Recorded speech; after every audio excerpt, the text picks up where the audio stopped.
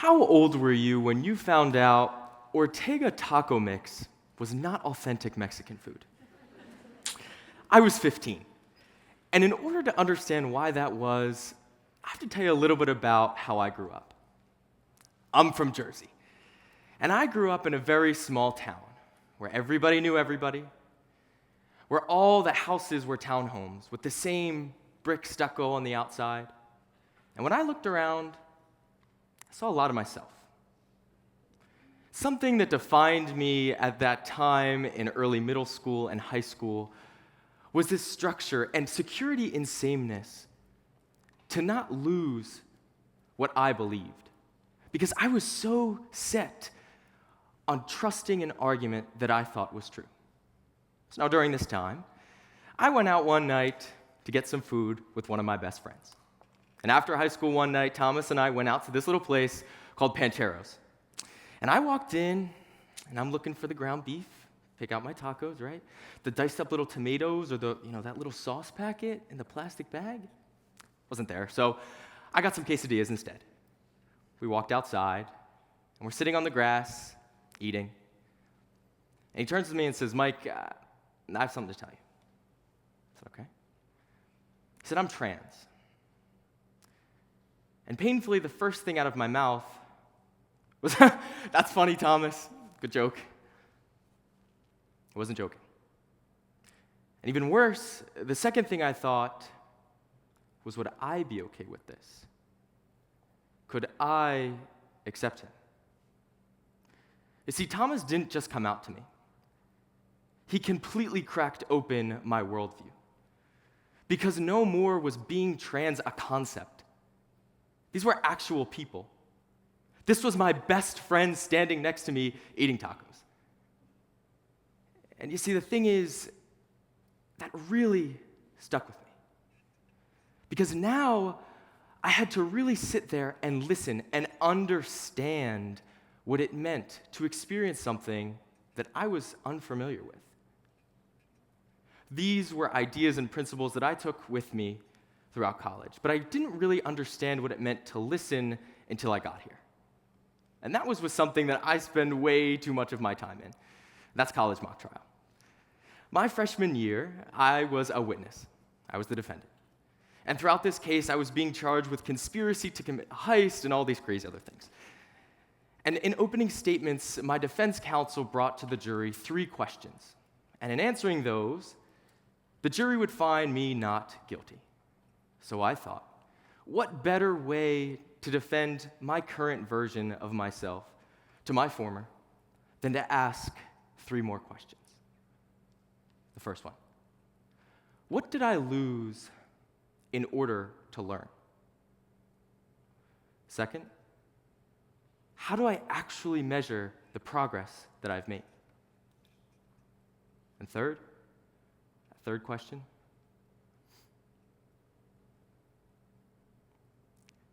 is, when did listening stop being polite and start being necessary? Listen, that first one is easy. What did I have to lose? Nothing. Absolutely nothing at all. Thomas has become my absolute best friend. We've traveled the world together. He's shown me cultures, experiences, countries that I never even thought possible. Because I was there to truly understand his authentic self. And trust me, I've experienced a lot more than just fast casual tacos with Thomas.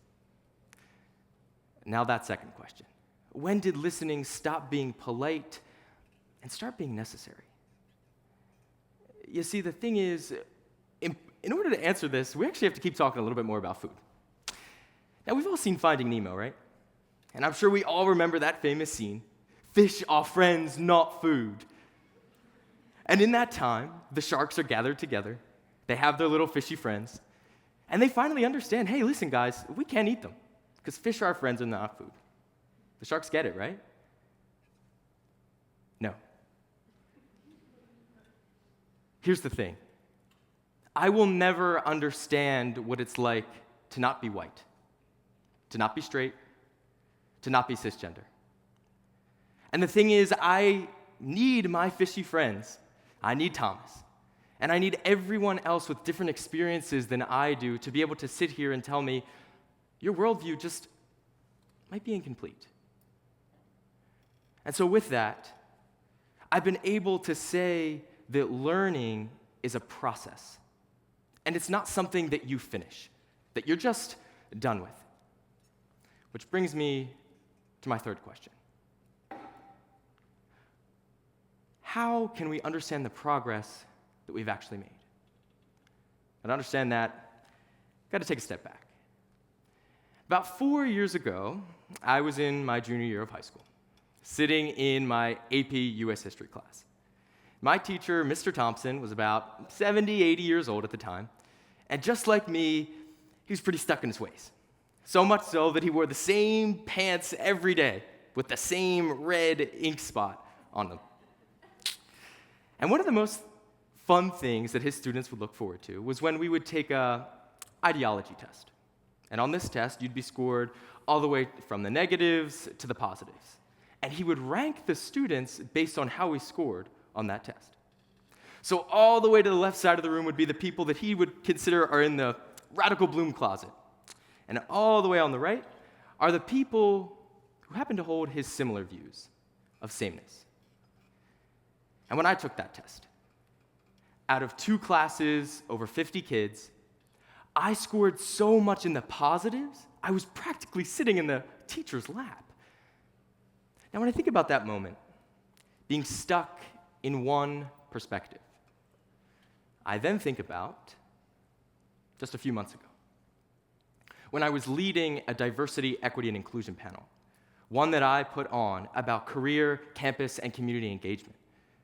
I had brought together over 250 people, staff, faculty, alumni, Blue Hens, with 3 amazing panelists from Student Diversity and Inclusion, from the Career Center, and from the School of Nursing. And I'm sitting next to them up there, thinking to myself, why the hell am I here? How do I in any way compare to these incredible 3 women who have devoted their life to public service, to community engagement, and to advocating for others? And what I came to realize was that I had a platform. Because I was in a leadership role that combined our Blue Hen, our faculty, our alumni, and I had to use my voice for good. To understand that we need to open our horizons and that progress, self-change, is that, not linear. And it will not ever be done. Now, the truth is, when I think about UD, I look outside, and just like how I grew up, I see the same brick buildings just about everywhere. When I look around, I see a lot of me.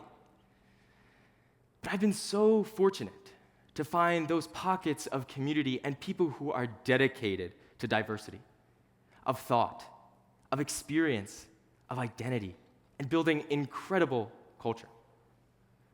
And so when I think about that change, I think about that drastic difference. And so frankly, college didn't change me, but it broadened my horizons, and it gave me the tools to understand how to say when you're wrong, and that I don't know everything. So frankly, my rebuttal to myself is quite simple, and that is that in pursuit of new ideas, you will lose nothing. Reflection is not a weakness, it's a strength. And growth is not a betrayal of your former self.